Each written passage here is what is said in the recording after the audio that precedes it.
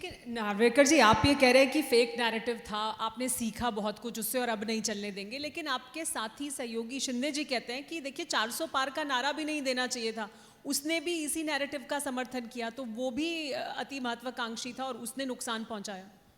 ये तो हर एक का असेसमेंट है।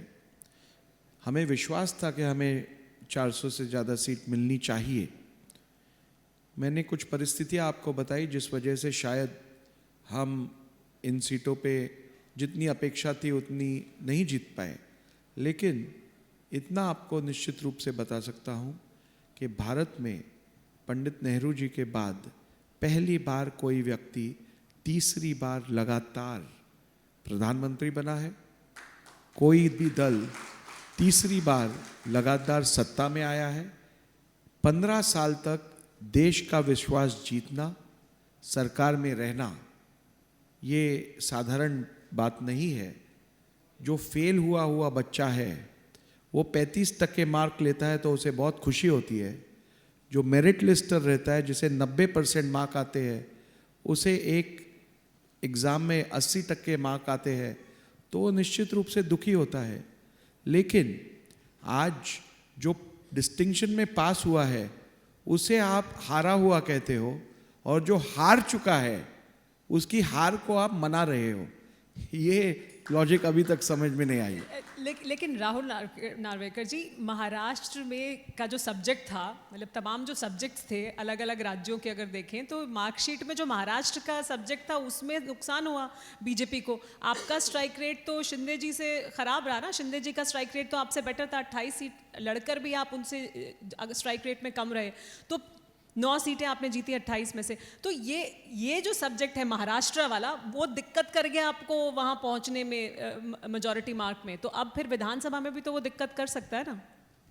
देखिए, पहली बात तो मैंने आपको कहा, हमारा आकलन ये है कि फेक नैरेटिव की थ्योरी की वजह से हमें बहुत ज़्यादा नुकसान हुआ।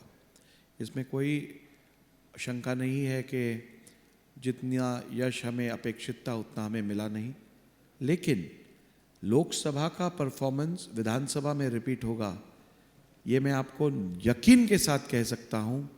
महाराष्ट्र विधानसभा के 15वीं विधानसभा में युति सरकार, युति महाराष्ट्र में युति कम से कम 175 सीट जीतेगी और बीजेपी लार्जेस्ट पार्टी होगी। बीजेपी लार्जेस्ट पार्टी होगी। और फिर सीएम कौन होगा? सीएम तो अभी हमारे पास एक प्रोसेस रहता है। हम नॉर्मली टीवी शोज में ये तय नहीं करते कौन सीएम होगा। नहीं, नाम मत बताएं, वो आप तय करिएगा अपनी प्रोसेस के तहत, लेकिन बीजेपी का सीएम होगा ना? नहीं, ये तो हम अलायंस में फाइट कर रहे हैं। ये हमारे सभी वरिष्ठ नेता जो है, पार्लियामेंट्री बोर्ड जो है, वो निर्णय लेगी। नहीं, क्योंकि 2014 के बाद से जब 122 सीटें आपने जीती तो मुख्यमंत्री आपका हुआ। 2019 में मुख्यमंत्री पर ही आप सहयोगी से अलग हो गए, मुख्यमंत्री आपका बनना चाहिए इस बात पर।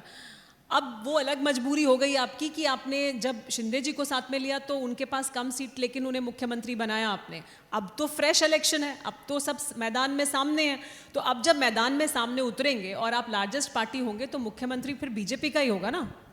पहली बात तो मैं आपको स्पष्ट रूप से बताना चाहूँगा, 2019 के बाद, चुनाव के बाद 14वीं विधानसभा में हमने किसी को भी नहीं छोड़ा।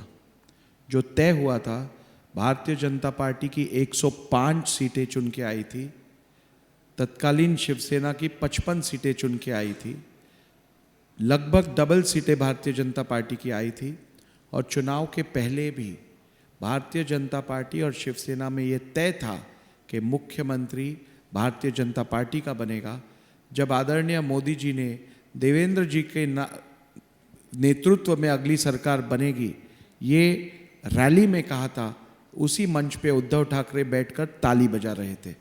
ये पूरे विश्व ने देखा है, पूरे देश ने देखा है और राज्य ने भी देखा है।